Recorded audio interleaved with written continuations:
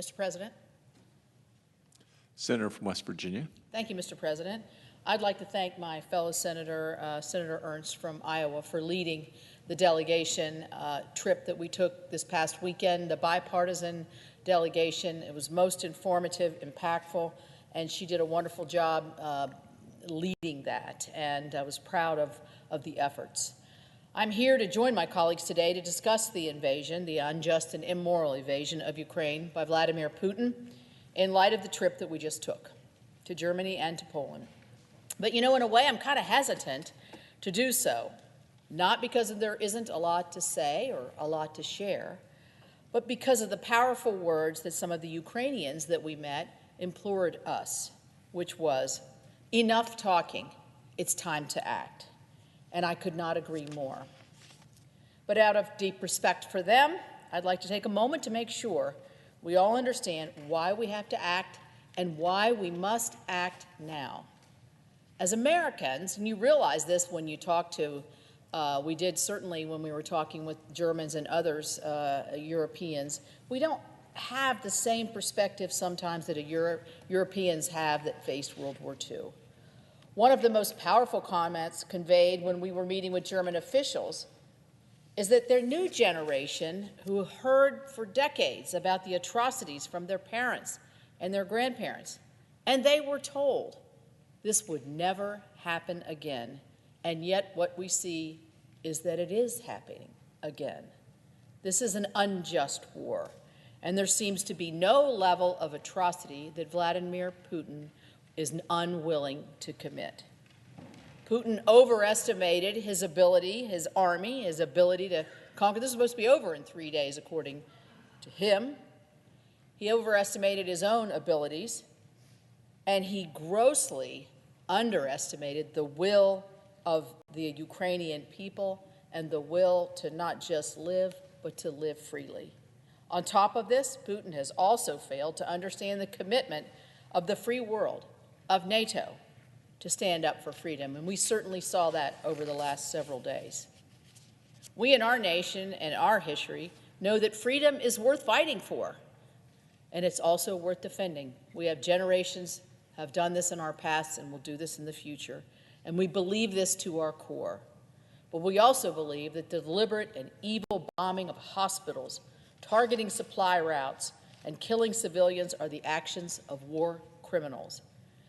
But in the face of all of this evil, we see hope. We see hope from the Ukrainian people. We see hope from the Ukrainian leadership. We see hope from the Ukrainian military.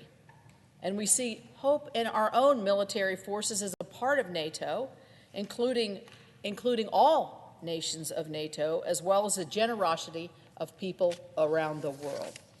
The non-governmental organizations we saw helping at the refugee center, and most especially the Polish people.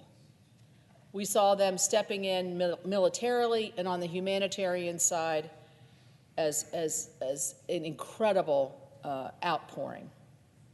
We saw this firsthand at the refugee center. Poland has now taken in over 2 million people into their country, which is more than the entire population of my state. During our trip, as I said, we visited the refugee center where Ukrainians are going first to be processed as they are leaving and having to flee their country. After this, they end up not at another refugee center, but most likely in somebody's home or a friend. That is the level of care and support that they are receiving. And that is the level of care and support that they deserve as a tribute of their willingness to fight and defend their freedom. Many of these women and children, mostly women and children, leaving their husbands and their homes behind. Ukraine is united, and as we were told, Ukraine will fight to the last man. May it never come to the last man, because the free world must help.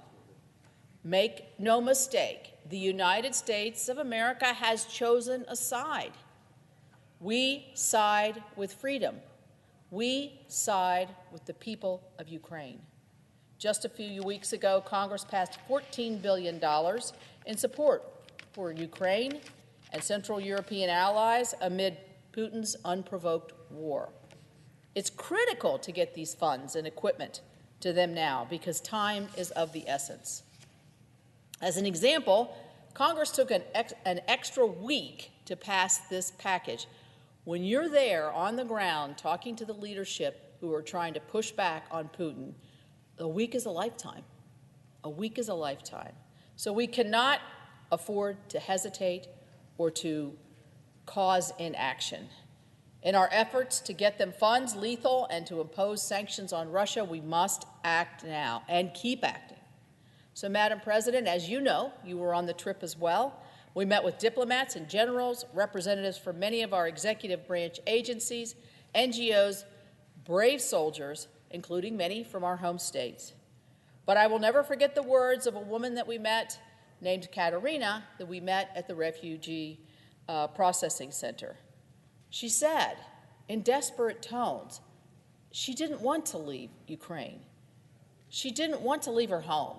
She wants to live in freedom and peace, but she has a 6-year-old and 8-year-old who are constantly hearing the sirens of bomb alerts, the sounds of bombing, just the violence. She had no choice. She has to leave to protect her children. So let's do what we can as much as we can and as fast as we can, and that last part is critical, to return freedom to Ukraine and justice to those who do not respect the sovereignty of nations.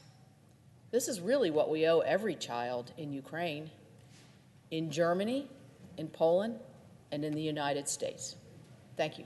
I yield back. President.